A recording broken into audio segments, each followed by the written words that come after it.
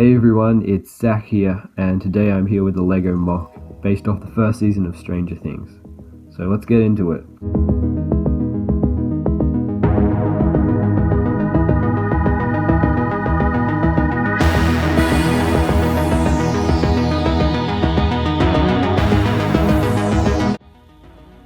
So this MOC is based off the first season of Stranger Things, which I really loved and enjoyed, and it's sort of based off the final episode with little nods to the other ones.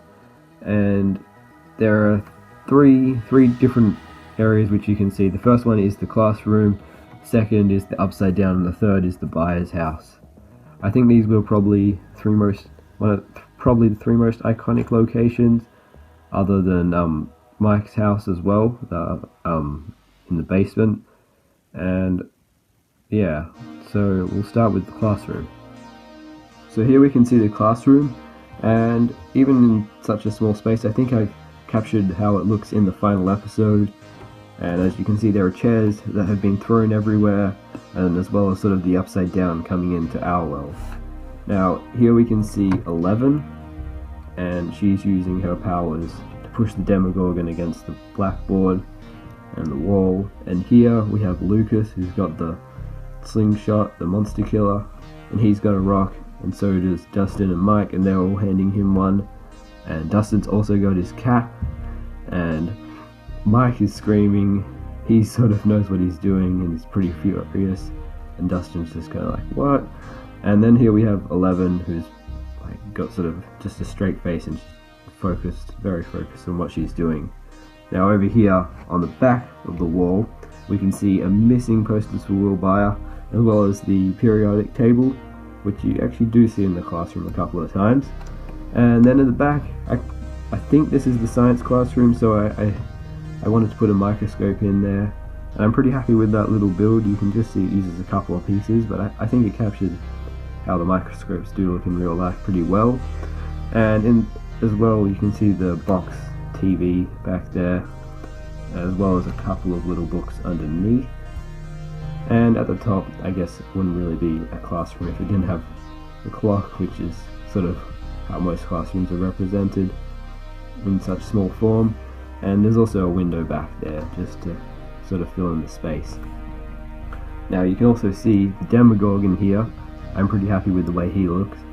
He is only slightly bigger than a regular minifigure, which I guess is sort of how he looks in the TV show, but I think for the pieces that I had, I think I've represented him pretty well.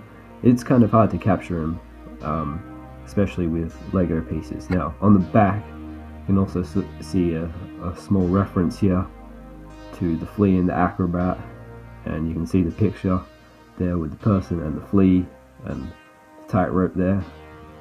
And yeah, that's pretty much it for the classroom. So we'll move on to the buyer's house. And here we have the buyer's house. So the buyer's house was a much different to build from the classroom. I had to make it feel more at home and sort of have more oranger colors, if that makes sense. And I think I captured how it looks in the show fairly well. I think I like this room better than the classroom as well. So if we start at the front, you can see Steve here, and he's got his baseball bat, as well as Nancy, who's got the gun that she uses, and Jonathan, who's got a fire extinguisher and is putting out the fire as they do in the show. Now on the back wall, you can also see the all-important the whole alphabet from A to E though, and it would have been quite a challenge to fit the whole alphabet, but I think what I got in there looks pretty good. And you've also got the Christmas lights hanging above. So below that you have the red couch that we see, as well as a couple of cushions on there, and then the axe and the paint bucket. Now next to that we can also see the lamp, and on the ground just there you can kind of see the camera that is broken there, although that doesn't happen in the same scene. I thought it'd be kind of cool to try and fit that in. Now if we also look here, you can kind of see I've used a bit of forced perspective, well I tried to at least, in the hallway to make it look like it's going off into a distance when it isn't really going that far at all. So that's almost it, but I have included one little thing that I thought was really cool, and that is, if I can get it out, a box of Eggos, 11's favourite. So yeah, that concludes this room. And moving on, the upside down. So here we have the upside down, and when I originally planned this, I planned this to be a lot bigger, but I think I'm happy with the rooms all being the same size, and I think I managed to capture sort of the idea that they're in a sort of a smaller space and that they're in a cave. We can see over here the egg when they walk in, the one that the monster's being eating.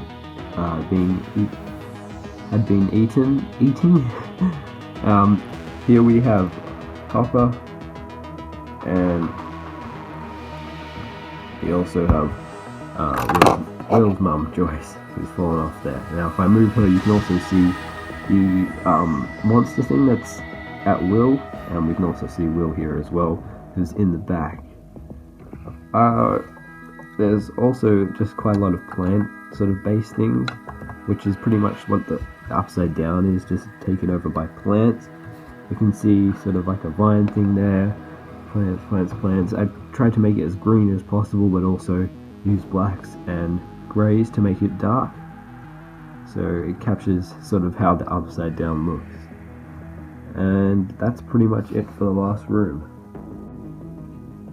So here's the final sort of thing, which is the logo. Now this is probably the thing that may have taken me the longest, and I'm quite proud of how it turned out. You can see the Stranger Things, that's pretty much what it is, and finding all the colours and the right shapes did take me a while, but I managed to figure it out, and I'm pretty happy with the way it looks now. And yeah, that's pretty much it for the MOC. Now there is one last thing that I thought I'd show you, and that is the back, just to show that not all good things look good from both sides. And you can see part of the Christmas sort of lights hanging down here, and we've got the rock wall as well as the black used here to make it look like it's nighttime in the classroom, and it's just sort of a mess on the back. You can't really make anything out of that.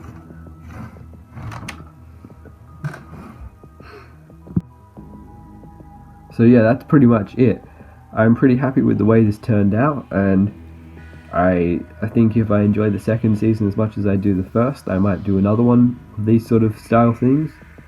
I like the way that the layout is, with the 3 separate rooms and sort of the 3 different groups of the people that we see in the show, with the children, the adults, and the teenagers. And I think I like this a lot more than I originally had planned. Originally it was going to be a completely different thing, where I would have sort of a circular thing and it would be cut into different slices. So and I think this looks a lot better, and I'm definitely happy with the way I was able to capture all the different scenes that are shown. So yeah, that's pretty much it. Thanks for watching, and if you enjoyed this, be sure to let me know, and I'll do more things like this. Alright, bye!